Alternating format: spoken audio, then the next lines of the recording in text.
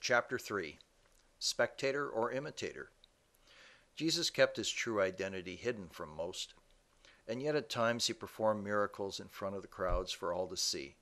He acknowledged to his disciples that he would not show himself to everyone upon his resurrection, but only to a select few. For Jesus, who said, "Believe and be saved," he sure made it difficult for many to know him.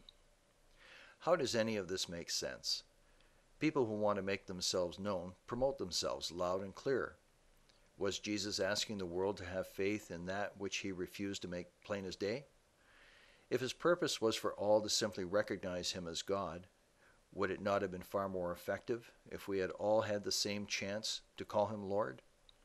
He could have simply appeared in the sky, proclaiming to those who wanted to be forgiven to line up on the right, and those who did not to line up on the left. The fact is that Jesus was loud and clear.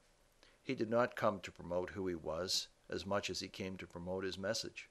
He came to show us how to live a life that is pleasing to God. And in doing so, we could expect to spend eternity with him. Jesus said repeatedly, as did the apostles, that loving our neighbors as much as ourselves is more important to him than our offerings and rituals. But much to his dismay, he hears many of us singing our songs of praise, but not obeying what he asked of us. Jesus continues to ask, "Why do you call me Lord, and not obey what I have asked of you?" What good is it to believe in his name, to trust that he performed miracles, and have faith that he lived, died, and rose again, and yet fail to read and understand what he asked us to pursue? Jesus' promise was not for those who watched him and called him Lord, but for those who got in the game of life and followed him. Are you a professed Christian, but not a disciple?